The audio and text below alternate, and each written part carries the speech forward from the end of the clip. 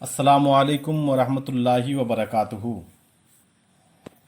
باب العلم انواریہ educational society و جامعہ انواریہ کے زیر اہتمام تفسیر قرآن بنام تبیان القرآن کا سلسلہ وار درس جاری ہے۔ چلیے سبق کا آغاز کرتے ہیں۔ غیب کا معنی۔ علامہ راغب اصفہانی لکھتے ہیں، جس چیز کا حواس یعنی حواس خمسہ سے ادراک نہ کیا جا سکے اور نہ اس کو ابتداً عقل سے معلوم کیا جا سکے وہ غیب ہے۔ اس کا علم صرف انبیاء علیہم السلام کے خبر دینے سے ہوتا ہے۔ المفردات صفحہ نمبر 327۔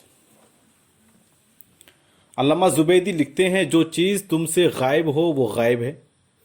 ابو اسحاق زجاج نے یؤمنون بالغیب کی تفسیر میں کہا ہے، جو چیز متقین سے غائب تھی اور نبی کریم صلی اللہ تعالیٰ علیہ وآلہ وسلم نے ان کو اس کی خبر دی وہ غیب ہے، جیسے مرنے کے بعد اٹھنا، جنت، دوزخ اور ہر وہ چیز جو ان سے غائب تھی اور نبی کریم صلی اللہ تعالیٰ علیہ وسلم نے ان کو اس کی خبر دی وہ غیب ہے۔ تاج العروس جلد نمبر 1 صفحہ نمبر 416۔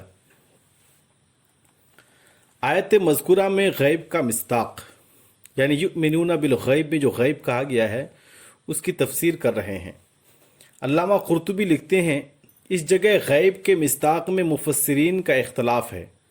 ایک گروہ نے کہا اس آیت میں غیب سے مراد اللہ سبحانہ ہے۔ ابن العربی نے اس کو ضعیف قرار دیا ہے۔ دوسرے مفسرین نے کہا اس سے مراد قضاء و قدر ہے۔ ایک جماعت نے کہا اس سے مراد قرآن اور قرآن میں مذکور غیوب ہیں۔ بعض علماء نے کہا ہر ایسی چیز جس کی طرف عقل کی رسائی نہیں ہے اور نبی کریم صلی اللہ تعالیٰ علیہ وآلہ وسلم نے اس کی خبر دی ہے وہ غیب ہے، مثلا علامات قیامت، عذاب قبر، حشر، نشر، صراط، میزان اور جنت، دوزخ وغیرہ۔ ابن عطیہ نے کہا یہ اقوال متعارض نہیں ہیں بلکہ ان سب پر غیب کا اطلاق ہوتا ہے۔ الجامع لاحکام القرآن جلد نمبر 1 صفحہ نمبر 163۔ آیت مذکورہ میں مؤمنین بالغیب کا مصداق۔ علامہ سمرقندی لکھتے ہیں، اس سے مراد صحابہ کرام اور ان کے قیامت تک کے متبعین ہیں، کیونکہ وہ قرآن کے غیب کی تصدیق کرتے ہیں کہ وہ اللہ کی طرف سے نازل ہوا ہے اور اس کے حلال کو حلال اور اس کے حرام کو حرام قرار دیتے ہیں۔ حارث بن قیس نے حضرت عبداللہ ابن مسعود رضی اللہ تعالیٰ عنہ سے کہا، اے اصحاب محمد، ہم آپ کو اس لیے افضل سمجھتے ہیں کہ آپ نے سیدنا محمد صلی اللہ تعالیٰ علیہ وآلہ وسلم کا دیدار کیا ہے۔ حضرت ابن مسعود نے فرمایا، ہم تم کو اس لیے افضل سمجھتے ہیں کہ تم آپ پر بن دیکھے ایمان لائے ہو، اور افضل ایمان ایمان بالغیب ہے۔ پھر حضرت عبداللہ نے یہ آیت پڑھی، الذین یؤمنون بالغیب۔ تفسیر سمرقندی جلد نمبر 1 صفحہ نمبر 90۔ امام احمد بن حنبل روایت کرتے ہیں، حضرت ابو امامہ رضی اللہ تعالی عنہ بیان کرتے ہیں کہ رسول اللہ صلی اللہ تعالی علیہ وآلہ وسلم نے فرمایا، جس نے مجھ کو دیکھا اس کے لیے ایک سعادت ہے، اور جس نے مجھے نہیں دیکھا اور مجھ پر ایمان لایا اس کے لیے 7 سعادتیں ہیں۔ مسند احمد جلد نمبر 5 صفحہ نمبر 264۔ امام مسلم روایت کرتے ہیں، حضرت ابو ہریرہ رضی اللہ تعالیٰ عنہ بیان کرتے ہیں کہ رسول اللہ صلی اللہ تعالیٰ علیہ وآلہ وسلم نے فرمایا، مجھ سے سب سے زیادہ محبت کرنے والے وہ لوگ ہیں جو میرے بعد ہوں گے۔ ان میں سے ایک شخص کی یہ خواہش ہوگی کہ کاش وہ اپنے سارے اہل اور مال کے بدلہ میں میری زیارت کر لے۔ صحیح مسلم جلد نمبر 6 صفحہ نمبر 379۔ آیا مخلوق کے علم پر علم غیب کا اطلاق جائز ہے یا نہیں؟ اس آیت میں متقین کے متعلق فرمایا ہے کہ وہ غیب پر ایمان لاتے ہیں، یعنی جنت، دوزخ وغیرہ کی تصدیق کرتے ہیں، اور تصدیق علم کی قسم ہے۔ اس کا معنی ہے وہ غیب کا علم رکھتے ہیں۔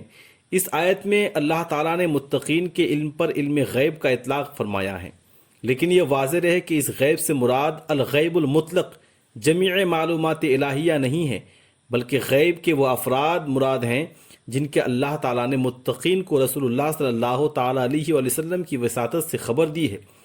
ہمارا مدعا صرف اتنا ہے کہ مخلوق کی طرف علم غیب کا اسناد عقلاً جائز ہے یا شرک نہیں، عقلاً جائز ہے، شرک نہیں ہے، بشرطے کہ اس سے مراد مخصوص غیب ہو، الغیب المطلق تمام معلومات کا علم نہ ہو۔ علامہ زمخشری اس آیت کی تفسیر میں لکھتے ہیں، غیب سے مراد وہ مخفی چیز ہے جس کا ابتداً صرف اللہ تعالیٰ کو علم ہوتا ہے، اور ہم کو اس میں سے صرف انہی چیزوں کا علم ہوتا ہے جن کا اللہ تعالیٰ نے ہمیں علم دیا ہے یا جن کے علم پر دلائل قائم ہیں۔ اس لیے مطلقاً یہ کہنا جائز نہیں ہے کہ فلاں شخص کو غیب کا علم ہے، اور یہاں غیب سے مراد صانع اور اس کی صفات، امور نبوت، حشر و نشر اور حساب وغیرہ ہیں۔ کشاف جلد نمبر 1 صفحہ نمبر 17۔ امام رازی لکھتے ہیں، رہا وہ غیب جس کے حصول پر دلائل قائم ہیں تو یہ کہنا ناجائز نہیں ہے کہ ہمیں اس غیب کا علم ہے جس کے حصول پر ہمارے لیے دلیل قائم ہے۔ تفسیر کبیر جلد نمبر 1 صفحہ نمبر 169۔ متعدد مفسرین نے وَعَلَّمْنَاهُ مِن لَدُنَّا علما سورہ کہف آیت نمبر 65 کی تفسیر میں حضرت ابن عباس رضی اللہ تعالیٰ عنہما کے حوالے سے لکھا ہے کہ حضرت خضر کو غیب کا علم تھا۔ علامہ سیوطی شافعی لکھتے ہیں، حضرت خضر ایک مرد تھے جو علم الغیب جانتے تھے۔ الدر المنثور جلد نمبر 4 صفحہ نمبر 231۔ علامہ ابن جوزی حنبلی لکھتے ہیں، حضرت ابن عباس رضی اللہ تعالی عنہما نے کہا، اللہ تعالیٰ نے حضرت خضر کو علم الغیب سے علم عطا فرمایا تھا۔ علامہ قرطبی مالکی لکھتے ہیں، ہم نے ان کو اپنا علم لدنی سکھایا، یعنی علم غیب۔ الجامع لاحکام القرآن جلد نمبر 11 صفحہ نمبر 16۔ علامہ ابو سعود حنفی نے اس علم کے متعلق لکھا ہے، یہ غیوب کا علم ہے۔ تفسیر ابو سعود۔ علامہ آلوسی حنفی نے بھی لکھا ہے، یہ غیب کا علم ہے۔ روح المعانی جلد نمبر 15 صفحہ نمبر 330۔ ان کے علاوہ علامہ ابن جریر طبری، علامہ ابو حیان اندلوسی، علامہ شوکانی ظاہری، علامہ اسماعیل حقی حنفی، علامہ بیضاوی شافعی اور نواب صدیق حسن خان بھوپالی ظاہری نے بھی اس آیت کی تفسیر میں اسی طرح لکھا ہے۔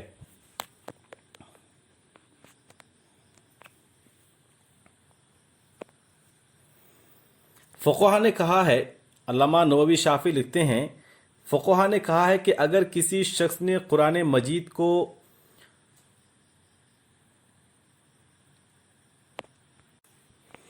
علامہ ابن حجر مکی شافعی لکھتے ہیں، اگر کوئی شخص یہ کہے کہ میں جو کہتا ہوں کہ مومن کو غیب کا علم ہے، اس سے میری مراد یہ ہے کہ اللہ تعالیٰ اولیاء کو بعض غیوب کا علم عطا فرماتا ہے، تو اس کا یہ قول مقبول ہوگا، کیونکہ یہ عقلاً جائز ہے اور نقلاً واقع ہے۔ یہ ان جملہ کرامات سے ہے جو شمار سے باہر ہیں۔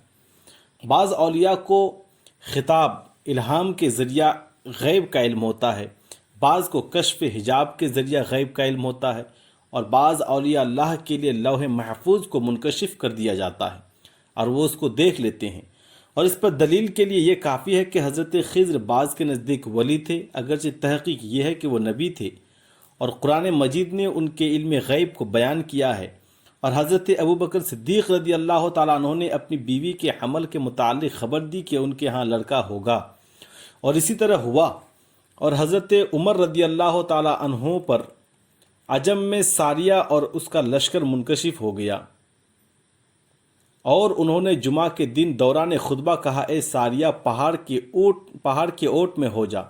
رسالہ قشیریہ اور عوارف المعارف میں بعض اولیاء کے غیب کی خبر دینے کی بہت واقعات ہیں۔ فتویٰ حدیثیہ صفحہ نمبر 267۔ ملا علی قاری حنفی لکھتے ہیں، شیخ اکبر ابو عبداللہ نے اپنی کتاب معتقد میں لکھا ہے، ہمارا اعتقاد یہ ہے کہ بندہ اپنے احوال میں ترقی کرتا ہوا مقام روحانیت سے واصل ہو جاتا ہے، پھر اس کو غیب کا علم ہوتا ہے۔ مرقات جلد نمبر 1 صفحہ نمبر 62۔ علامہ شامی لکھتے ہیں، جس شخص نے ایک معاملہ میں یا چند معاملات میں علم غیب کا دعویٰ کیا، اس کی تکفیر نہیں کی جائے گی، علامہ نووی نے روضۃ الطالبین میں جو تکفیر کی نفی کی ہے اس کا یہی محمل ہے، اور جس نے تمام معاملات میں علم کا دعویٰ کیا اس کی تکفیر کی جائے گی، اور جن فقہا نے علم غیب کے مدعی کی تکفیر کی ہے اس کا یہی محمل ہے۔ رسائل ابن عابدین جلد نمبر 2 صفحہ نمبر 311۔ نیز علامہ شامی لکھتے ہیں، علامہ ابن حجر مکی نے کہا کہ قرآن مجید کی جن آیتوں میں اللہ کے غیر سے علم غیب کی نفی کی گئی ہے وہ اس کے منافی نہیں ہے، کیونکہ انبیاء اور اولیاء کا علم اللہ تعالیٰ کے اعلام خبر دینے سے ہے، اور ہمارا علم ان کے اعلام سے ہے، اور یہ اللہ تعالیٰ کے اس علم کا غیر ہے جس کے ساتھ وہ متفرد ہے، کیونکہ اللہ تعالیٰ کا علم اس کی ذات قدیمہ ازلیہ دائمہ ابدیہ میں سے ایک صفت ہے جو علامات حدوث، تغیر اور نقص سے منزہ ہے، بلکہ وہ علم واحد ہے جس سے اس کو تمام کلیات اور جزیات اور ما کانا و ما یکون کا علم ہے۔ صفت واحدہ امور غیر متناہیہ کے لیے منشأ انکشاف ہے، اور مخلوق کا علم اس طرح نہیں ہے، اور جب یہ معلوم ہو گیا تو اللہ تعالیٰ نے جس علم کے ساتھ اپنی مدح کی ہے اور فرمایا ہے کہ اس کے علم میں کوئی اس کا شریک نہیں ہے اور اس کے سوا کوئی غیب کو نہیں جانتا، وہ یہی علم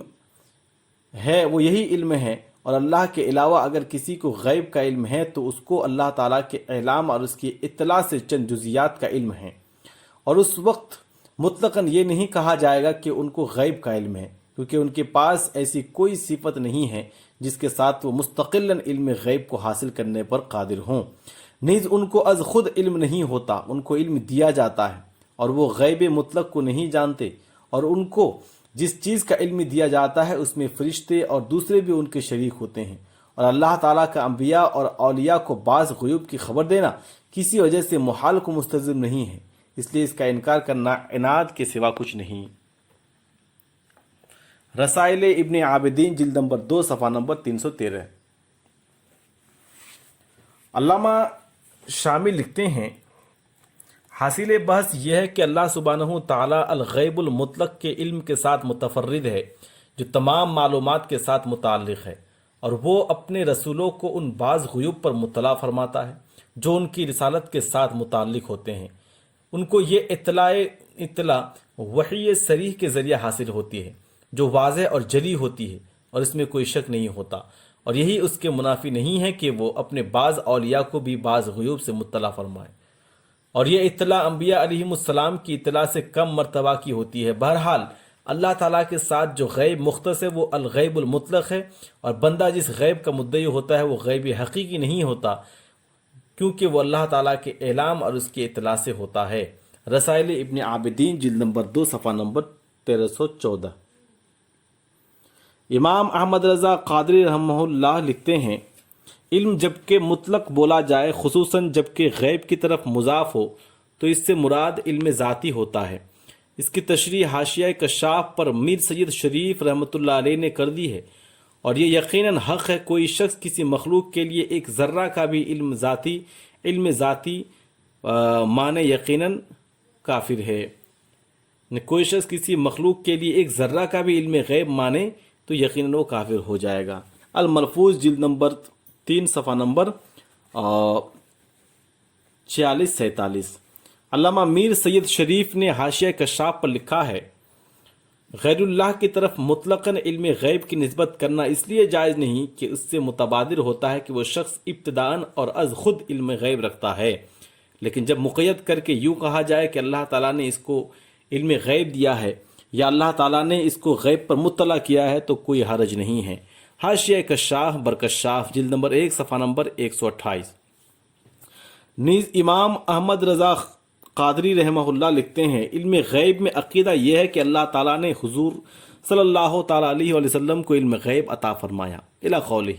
برابری تو درکنار، میں نے اپنی کتابوں میں تصریح کر دی ہے کہ اگر تمام اولین و آخرین کا علم جمع کیا جائے تو اس علم کو علم الہی سے وہ نسبت ہرگز نہیں ہو سکتی جو ایک قطرہ کے کروڑوں حصہ کو کروڑ سمندر سے ہے، کہ یہ نسبت متناہی کے ساتھ ہے، اور وہ علم الہی غیر متناہی ہے، غیر متناہی کو متناہی سے کیا نسبت ہو سکتی ہے۔ المرفوز جلد نمبر 1 صفحہ نمبر 46۔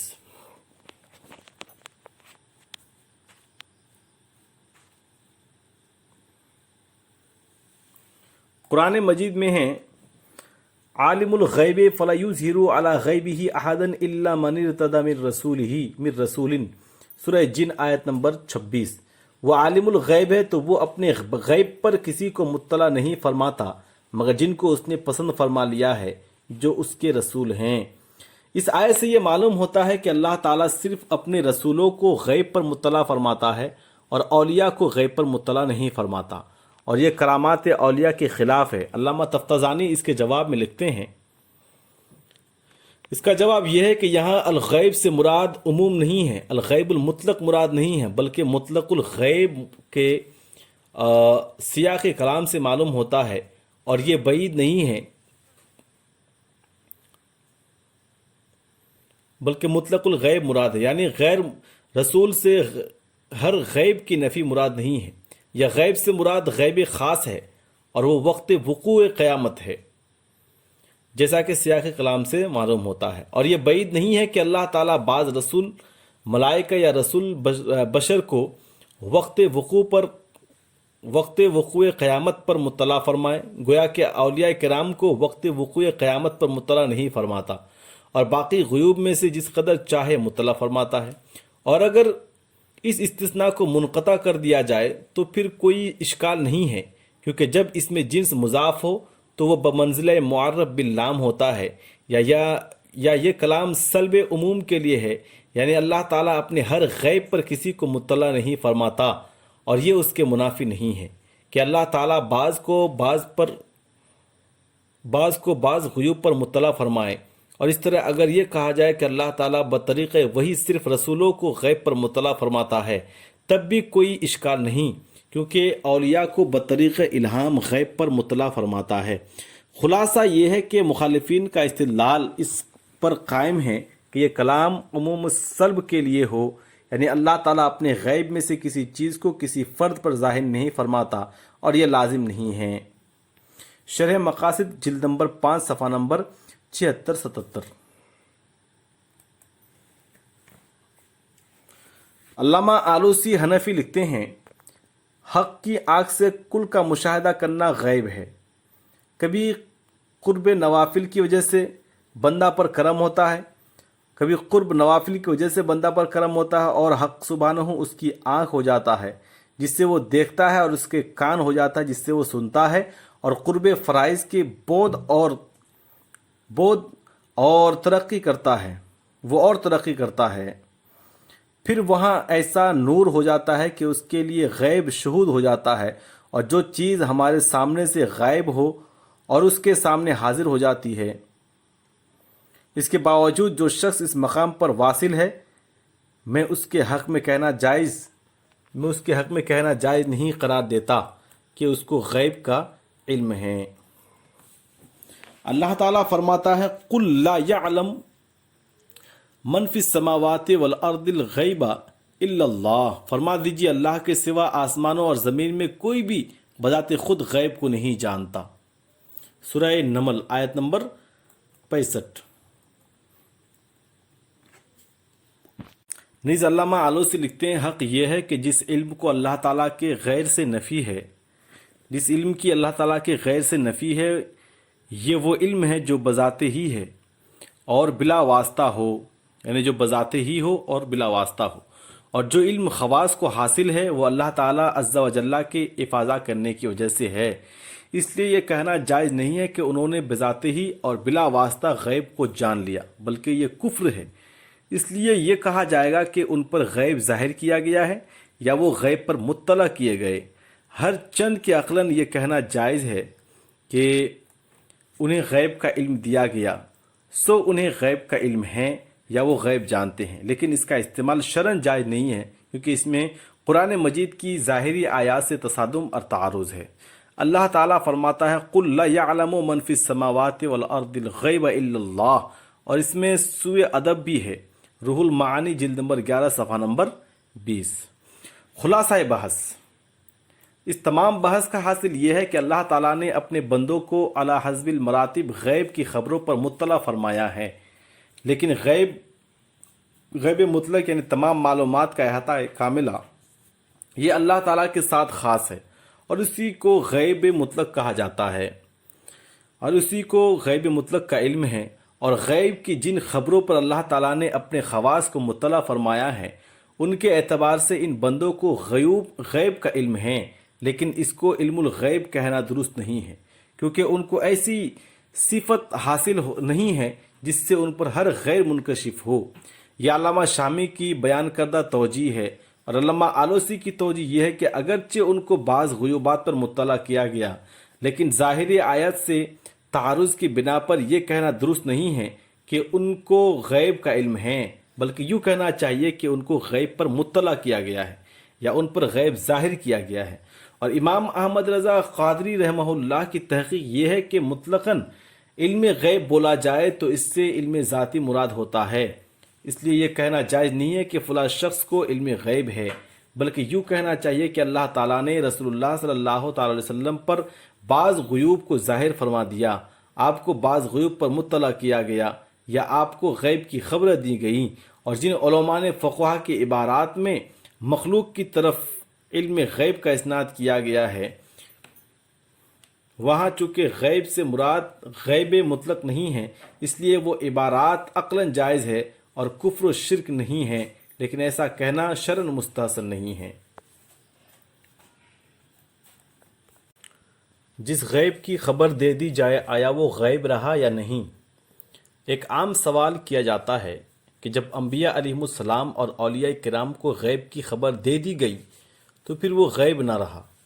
اس کا جواب یہ دیا جاتا ہے کہ غیب ایک امر اضافی ہے، سو جن لوگوں کو اس کی خبر نہیں دی گئی ان کے اعتبار سے وہ غیب ہے، جس سے اللہ تعالیٰ عالم الغیب ہے، حالانکہ اللہ تعالیٰ سے کوئی چیز غائب نہیں، سو اللہ تعالیٰ کا عالم الغیب ہونا فی اضافی ہے،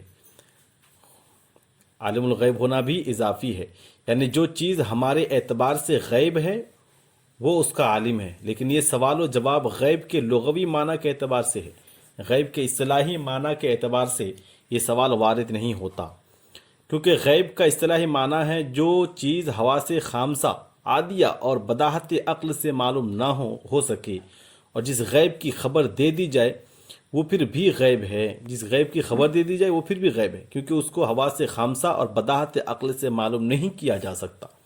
مثلا ہم کو جنت، دوزخ اور قیامت کی خبریں دے دی گئیں، لیکن یہ چیزیں پھر بھی غیب ہے، کیونکہ ہم ان کو حواس خامسہ سے معلوم نہیں کر سکتے، نہ بداہت عقل سے جان سکتے ہیں۔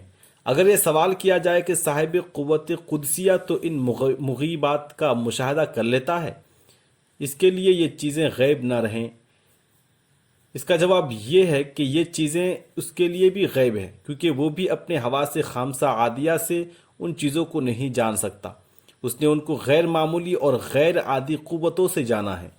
اور اللہ تعالیٰ کو عالم الغیب اس اعتبار سے کہا گیا ہے کہ جو چیز انسان کے حواس خامسہ عادیہ اور اس کی بداہت عقل سے معلوم نہ کی جا سکے وہ اس کا عالم ہے، کیونکہ اللہ تعالیٰ حواس خامسہ اور عقل سے پاک اور منزہ ہے۔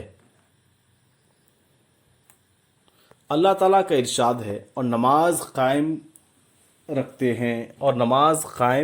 ہیں یعنی سورہ بقرہ آیت نمبر 3۔ ایمان بالغیب کے بعد اس آیت میں متقین کی دوسری صفت بیان کی گئی، وہ نماز کو قائم رکھتے ہیں، یہ صفت بیان کی گئی ہے، یعنی وہ یقیمون الصلاۃ۔ صلاۃ کا لغوی معنی کیا ہے؟ علامہ امام راغب اصفہانی لکھتے ہیں صلاۃ عبادات مخصوصہ نماز کا نام ہے، اس کی اصل دعا ہے، اور چونکہ اس عبادت کا ایک جز دعا ہے اس لیے کل کو جز کا نام دے دیا گیا۔ کوئی شریعت صلاۃ سے خالی نہیں رہی، اگرچہ اس کی حیت مختلف شریعتوں میں مختلف تھی۔ عبادت کی جگہ کو بھی صلاۃ کہتے ہیں، اس لیے کلیسا پر بھی صلاۃ کا اطلاق کیا جاتا ہے۔ قرآن مجید میں ہے لہدمت صوامع و بیع و صلوات و مساجد، تو ضرور گرا دی جاتی راہبوں کی خانقاہیں، گرجے، کلیسے اور مسجدیں۔ سورہ حج آیت نمبر 40، المفردات صفحہ نمبر 285-86۔ اقامت صلاۃ کے معانی اور محامل۔ قرآن مجید کا اسلوب یہ ہے کہ جب کسی چیز کو اس کے تمام حقوق اور فرائض اور اس کے تمام ظاہری اور باطنی آداب کے ساتھ ادا کرنا مقصود ہوتا ہے تو اس کو اقامت کے ساتھ تعبیر فرماتا ہے۔ قرآن مجید میں ہیں وَلَوْ أَنَّهُمْ أَقَامُوا التَّوْرَاةَ وَالْإِنْجِيلَ وَمَا أُنزِلَ إِلَيْهِمْ مِنْ رَبِّهِمْ لَأَكَلُوا مِنْ فَوْقِهِمْ وَمِنْ تَحْتِ أَرْجُلِهِمْ، اور اگر وہ تورات اور انجیل کو قائم رکھتے اور اس کلام کو قائم رکھتے جو ان کے رب کی طرف سے ان کے لیے نازل کیا گیا ہے، تو وہ ضرور اپنے اوپر سے کھاتے اور اپنے پاؤں تلے سے کھاتے۔ ان اقیموا الدین ولا تتفرقوا فیہ، اسی دین کو قائم رکھو اور اس میں تفرقہ نہ ڈالو۔ فإن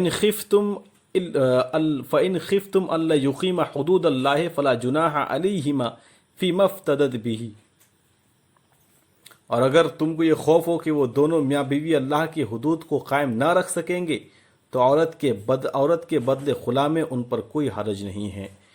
وَأَقِیمُوا الْوَزْنَ بِالْقِسْطِ وَلَا تُخْسِرُوا الْمِیزَانَ، اور انصاف کے ساتھ وزن کو قائم رکھو اور تولنے میں کمی نہ کرو۔ اس اعتبار سے اقامت صلاۃ کا معنی یہ ہے کہ نماز کی تمام شرائط پوری کی جائیں، اس کے تمام فرائض و واجبات، سنن اور مستحبات کے ساتھ نماز کی تمام ظاہری حدود پوری کی جائے، اور نماز میں ادھر ادھر کی سوچ و بچار نہ ہو، اور نماز کے دوران دنیاوی منصوبوں اور دنیاوی خیالات میں منہمک اور مستغرق نہ ہو۔ وہ صرف یہ سوچے کہ وہ اللہ کے دربار میں کھڑا ہے اور اس سے مناجات کر رہا ہے، فقط اللہ تعالیٰ کی طرف متوجہ ہو، اور دوران نماز اس کا ڈر اور خوف دامنگیر رہے۔ یہ نماز کی باطنی حدود ہیں اور اس کا نام خشوع ہے۔ اللہ تعالیٰ کا ارشاد ہے الذین هم فی صلاتہم خاشعون، سورہ مومنون آیت نمبر 2، وہ لوگ جو اپنی نمازیں خشوع سے پڑھتے ہیں۔ امام بخاری روایت کرتے ہیں ثم قال قال رسول اللہ صلی اللہ تعالی علیہ وآلہ وسلم من توضأ نحو وضوء ھذا ثم صلى ركعتين لا يحدث فيهما نفسه غفر له ما تقدم من ذنبه۔ پھر حضرت عثمان بن عفان نے کہا کہ رسول اللہ صلی اللہ تعالی علیہ وسلم نے فرمایا جس نے میرے اس طریقہ سے وضو کیا پھر اس طرح 2 رکعت نماز پڑھی کہ اس میں اپنے دنیاوی کاموں کے منصوبے بنائے اور نہ ان میں سوچ و بچار کی، تو اس کے پچھلے تمام گناہ بخش دیے جائیں گے۔ صحیح بخاری جلد نمبر 1 صفحہ نمبر 28۔